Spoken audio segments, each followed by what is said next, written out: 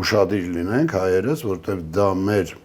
հոգևոր մշակութային ուրեմն հիմնադրույթն է, մեր աշխարհ տեսականն է տիեզերքի, հետո մնացյալին։ Հետո մնացյալ մարդիկ նույնպես, որտեղ ժամանակը բոլորին է հավասար, այդպես է մարդ արարած ժամանակ, որտեղ ժամանակը ինքնին կենթանի ուրեմն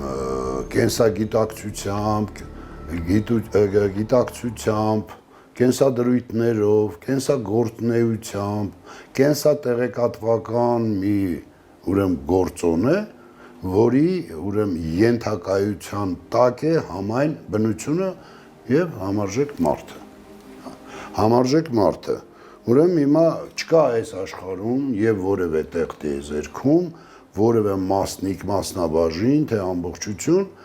որը ներազդեցություն չունենա ժամանակից։ Ճիշտ է։ Բոլորն ունեն իրենց ժամանակը։ Ճիշտ է։ Եվ հիմա մեր ժամանակային, ուրեմն մեր ամբողջ բնությունը, ուրեմն ենթական է ժամանակին, այո։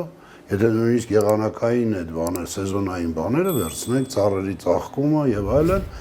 բայց նաեւ ամենակարևորը մարդը պետք է հասկանա, որ ինքը, այո, ժամանակով եկել է եւ ժամանակով պետք է անցում կատարի։ Ու այդ ժամանակի մասին որևէ մեկը տեղյակ չի։ Եվ այդ հիմնադրույթներին տեղյակ չեն։ Կամայականությունը հայից վերցրեցին, փակեցին այդ գիտությունը, այո, որպեսզի կառավարեն աշխարհը։ Ստեղծեցին կեղծ կենսատեղեկատվական դաշտ, այո, տարբեր բաներով, համակարգներով տվեցին մեզ խաբեցին, մեր ձեռքից վերցրեցին, մենք մեզ դավաճանեցինք, այսպես պետք է ասենք,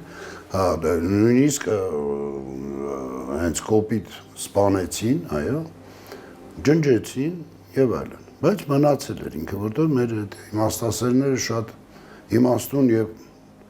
զորեղ մարդիկ են եղել, որտեղ նրանք հասկացել են, որ ինչպես կառուցել, ինչպես թողնել հետագա սերունդներին եւ այդ կառույցի ամենապորտը աշխարհի եւ տիեզերքի, հա, Դաթևի գավազանասյունը, այո, 2008 թվականին ես գնացի նրա մոտ հանդիպման եւ հայտնաբերեցի իմ համար իհարկե առաջնահերթ Հայկին